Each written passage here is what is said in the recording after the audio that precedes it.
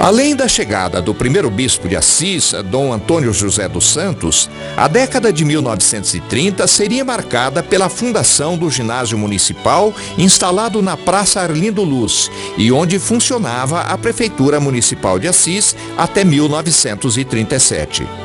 O ginásio daria uma nova dimensão à cidade. Transformar-se-ia em escola normal na década seguinte. No Instituto de Educação, em 1952, e em 1965, na Escola Clibas Pinto Ferraz. O ensino em Assis cresceu bastante. Começou com aquele ginásio do Vitor Mussumessi, que era diretor. Você sabia que o ginásio municipal de Assis era filial do ginásio paulistano, que hoje é o Colégio Paulistano, que naquele tempo funcionava na Vila Mariana, na Rua Taguá. O goleiro do paulistano lá em São Paulo era um homem de Assis que já morreu, o Ney Fidepes. A Avenida Rui Barbosa ia substituindo suas casas de madeira por construções em alvenaria. Surgiam as primeiras linhas de jardineiras com destinos às cidades vizinhas, como Cândido Mota e Tarumã. Em 1932, Assis ganhou a primeira casa bancária, o Banco Comercial, instalado na Avenida Rui Barbosa, esquina com a Rua Ângelo Bertoncini, até então chamada Rua Guararapes. Em relação ao lazer, surge a Banda Musical Santa Cecília e o Clube Atlético Assisense. Fundado pelos irmãos José e Pedro Negro em 1934, despertou paixões e criou enorme rivalidade com os adeptos da Associação Atlética Ferroviária, o outro clube profissional da cidade. Em 1938, assumiu a Prefeitura de Assis o comerciante médico Dr. Vicente Mercadante. Este foi o primeiro prefeito da cidade a ocupar a sede instalada na Rua Smith de Vasconcelos. Então, esta sede ficava na morada da família dos Brandiglione, bem onde hoje está o edifício Porto Belo. Ali ficava a Prefeitura de Assis. O Dr. Vicente Mercadante foi médico legista também aqui em Assis e ele que dirigia a Casa Mercadante. Em 1940, o Dr. Mercadante foi substituído pelo Dr. Licurgo de Castro Santos, nomeado interventor pelo Estado Novo, permanecendo no cargo até 1945. Em 1947, coube ao ferroviário José Augusto Ribeiro a honra de ser escolhido como o primeiro prefeito eleito pelo voto direto da população assisense. Sua gestão foi marcada pelo início da pavimentação, empregando paralelepípedos.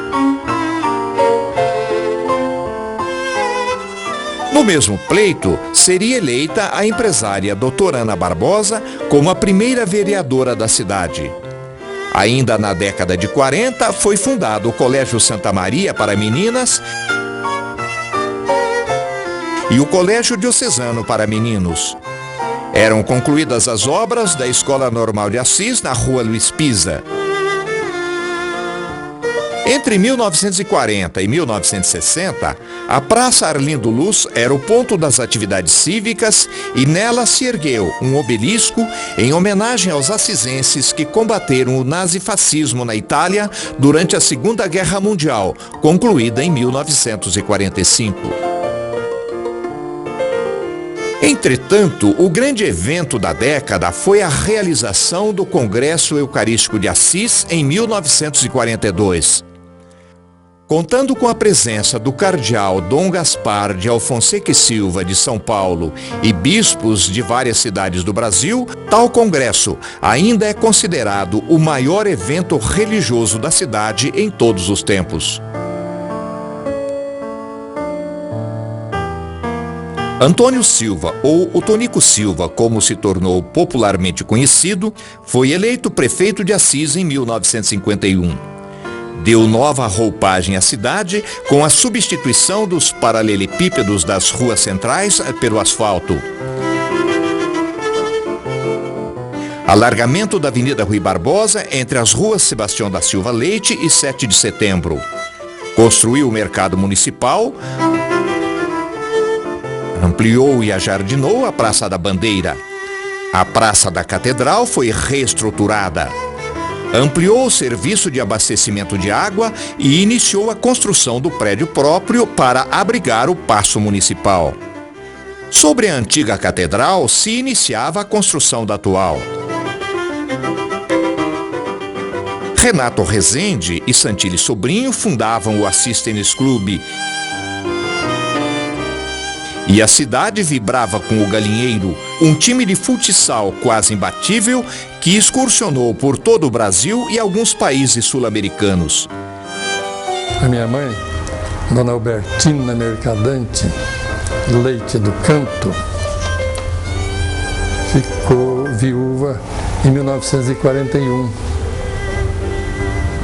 E ela acompanhava as moças do basquete de Assis nos jogos abertos do interior e quando iam jogar em outras cidades. E era condição para que as moças pudessem ir que a minha mãe as acompanhasse. Se a minha mãe não fosse, as famílias não deixavam que as moças fossem. As irmãs Cabianca estão aqui em Assis. As irmãs Nobile, elas estão aqui para testemunhar isso daí. Graças a um projeto de lei estadual de José Santilli Sobrinho, foi criada a Faculdade de Filosofia, Ciências e Letras. De início, funcionou junto ao Colégio Santa Maria. O primeiro diretor, Dr. Soares Amora, contratou um corpo docente de expressão nacional e internacional. Na década seguinte, a Fafia seria instalada em prédio próprio, em terreno doado pelo próprio fundador, José Santilli Sobrinho.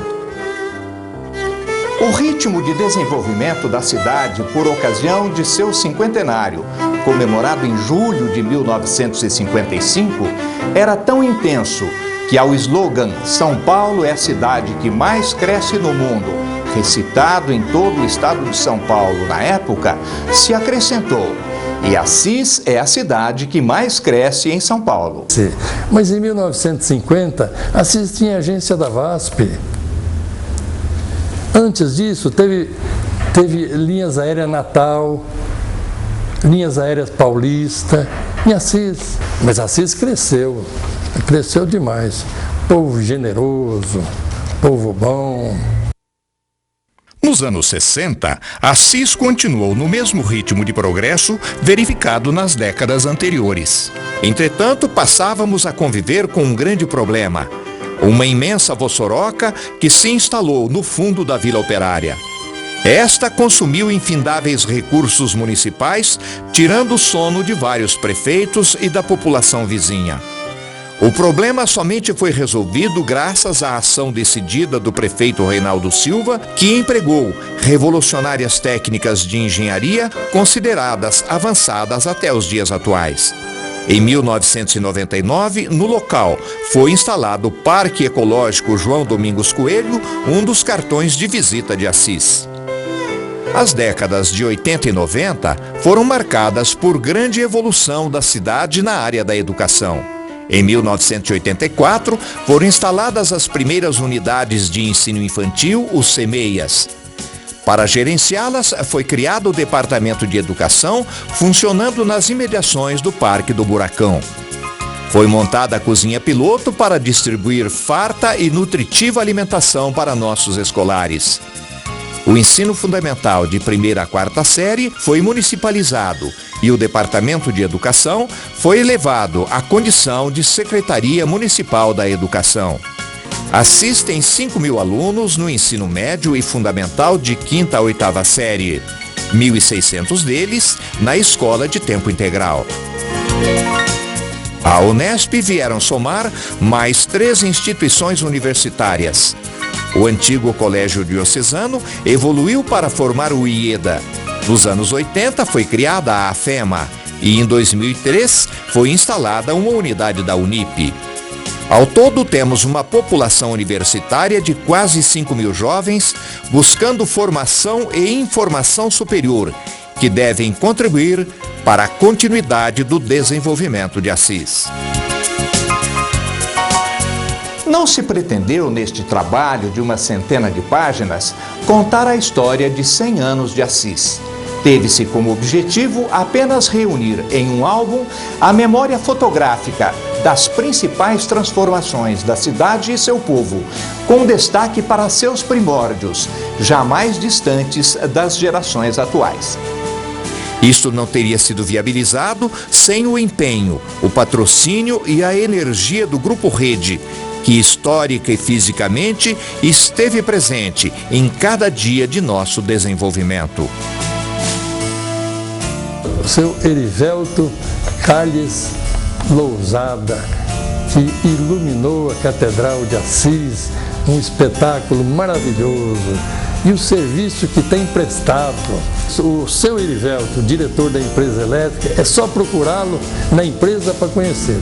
Trata todo mundo por igual, com gentileza, atencioso, e ele é assisense, nasceu em Assis. Tomara que fique sempre aqui, até se aposentar.